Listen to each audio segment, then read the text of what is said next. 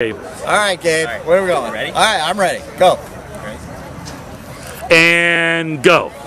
Here with Dick O'Connor, the Silver Spring-Takoma Thunderbolts founder. A big night tonight for the first time since 2009. Your club has made the playoffs. 7-5 victory over the Baltimore Dodgers. How does it feel right now? It was an incredible comeback. These guys stayed with it, patiently kept coming back, inning after inning, didn't give up, and I'm really proud of them. And they have done something that hasn't been done in 6 years. We are in the playoffs. It's the first time in 6 years, and that's a real accomplishment for this team. We've come a long way.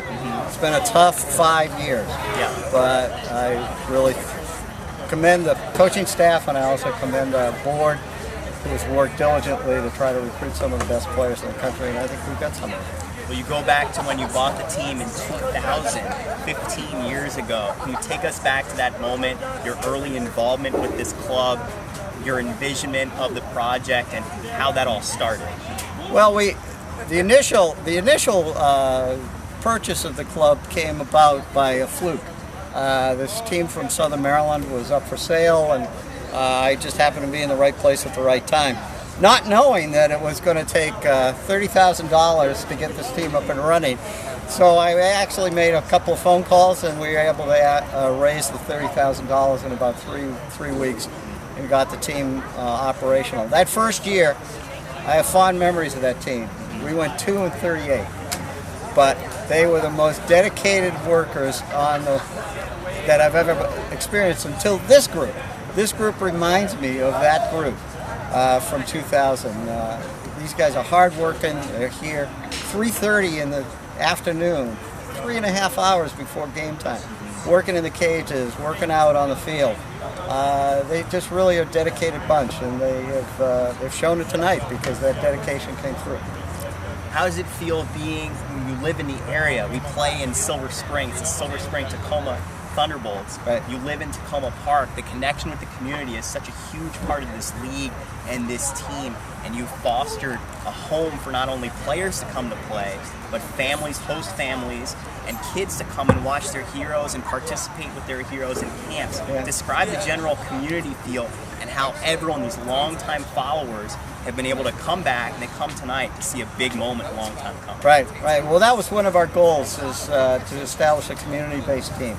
And the community, you're right, the community is very actively involved. I mean, our host family program, I've always said, is the most important program that we run, because if we don't have those host families who will put the kids up for the summer, we can't recruit nationally. And so we can't get these guys from Texas, like Conrad Wozniak, or a guy from Miami like Stephen Paredes, without host families. And they are really an important part of this. And when we started this, the goal was to not only have a community-based team, but also to build a stadium and a facility that could be used by the whole community.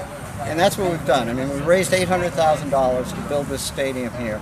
We still are working on it. We just raised another $50,000 for the new scoreboards that we're going to be putting in this fall.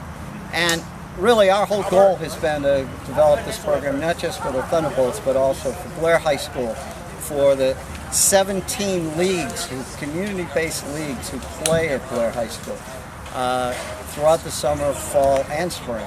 So it's really rewarding, and to have a winning team is even more rewarding. Maybe it's fitting in a year when the Houston Astros of all teams are a playoff competitor. There's so much parity in the major leagues, and in leagues like this, that can happen as well. You mentioned your board, and it's not just you. You started it. But I want to give you a moment to give some names out and to give some credit to the men and women who help you, who are alongside you on a daily basis. Yeah, the thing is that Thunderbolts baseball is not just a 2-month operation. It's an 11-month operation. We begin in the middle of September, and we go straight through until the end of July. The board has been a valuable asset that we use continuously. David Stinson has been our director of personnel and director of baseball operations. The man is a genius. He actually has put together rosters that out of thin air, I mean, in the past 5 years. And so he's been very instrumental. Ed Sharp has been with us from the very beginning. He was one of the original 3. When I made a phone call, Ed Sharp was the second guy I called, and he's been actively involved. But we've got Gina and Aaron Lowe and a whole series of other folks who have been really active for years in this. Joe Grabasi has been active on this board, and it's really encouraging. And we are looking for more people to get involved, because we really do want people to be more involved in this game. So. Go ahead. The mark behind a good team is not individuals.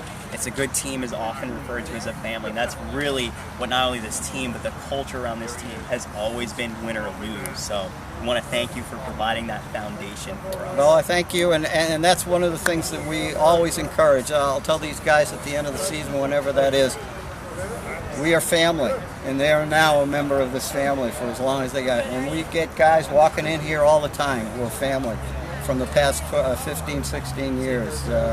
And this is a whole new crowd that's joining the family this year. And so we're encouraged. And we want to thank you and the whole broadcast team this year Sure, it's our pleasure. For their efforts. Yeah, congratulations. Okay, Thank thanks. you. All right, now I have a question. Yeah. How do you spell Wozniak?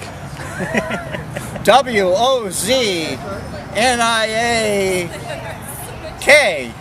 Congratulations. That's right. Congratulations, Dick. You spelled it right. All right.